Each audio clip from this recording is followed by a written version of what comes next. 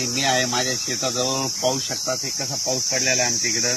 म्हणजे जवळपास 10 दिवस झालं सारखा पाऊस चालू. हे वडे नाले आमचे बांध फुटले. 10 दिवसापासून आमच्या शेतामध्ये वापस नाही आणि या ठिकाणून परत महाराष्ट्रातल्या शेतकऱ्यांना अंदाज देणार आहे.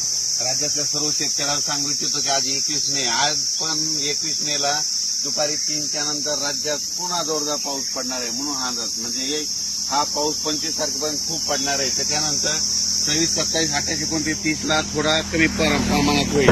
पण त्याच्यानंतर म्हणजे सांगायचं झालं 30 मे पर्यंत असा थोडा भाग बदलत पाऊस पडणार आहे. म्हणून राज्यातल्या सर्व शेतकऱ्यांनी काय करायचं, आता काय झालं नेमका पाऊस खूप झाला, जमिनीमध्ये ओल देखील खूप झाली, पण काय झालं शेतकऱ्यांचं शेतच दुरुस्त नसल्यामुळं अडचणी येत आहेत. म्हणून राज्यातल्या सर्व शेतकऱ्यांना सांगू इच्छितो की तुम्ही काय करा, जशी वेळ भेटेल तसं काय करा, तुम्ही तुमचे शेत दुरुस्त करा. कारण की राज्यामध्ये आता जवळपास हे 25 मे पर्यंत तर मुंबई पुणे नाशिक नगर जिल्हा मुसळधार पाऊस पडणार आहे म्हणून हा अंदाज लक्षात येतो. आज देखील मुंबईला मुसळधार पाऊस असणार आहे. मुंबईकरांनी सतर्क राहण्याची गरज आहे म्हणून हा अंदाज लक्षात येतो. आणि राज्यात मात्र दररोज 2-2 दिवस प्रत्येक ठिकाणी मुक्काम करत हा पाऊस संपूर्ण राज्यावर पडणार आहे. विदर्भात पडणार आहे, पूर्व विदर्भात पडणार आहे, मराठवाड्यात पडणार आहे, पश्चिम महाराष्ट्र, उत्तर महाराष्ट्र, दक्षिण महाराष्ट्र, कोल्हापूर इकडे सगळीकडेच पडणार आहे म्हणून हा अंदाज लक्षात येतात.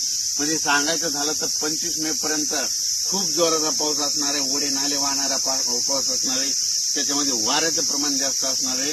म्हणून आणखीन एक खास करून, कारण की या पावसामध्ये सर्व माझ्या शेतकऱ्याला एक विनंती आहे की तुम्ही काय करा, तुमची ह्या 25 मे पर्यंत तुमची जनावरे असे झाडाखाली बांधू नका. कारण की काय झालं, आज आमच्या तालुक्यात देखील खूप ठिकाणी विजा पडल्या, जनावरे खाली असल्यामुळं त्या जनावरे दगावली आणि विजा पडत असताना, कडकडत असताना झाडाखाली तुम्ही देखील थांबू नका. आपले पाळीव प्राणी देखील बांधू नका. माझी सगळ्याला विनंती आहे. कारण की मध्ये काय झालं, महाराष्ट्रभर बघितलं तर विजेमुळे खूप शेतकऱ्यांचं पशुधनाचं खूप नुकसान झालं. माझी परत विनंती की विजा कडकडत असताना झाडाखाली थांबू नका.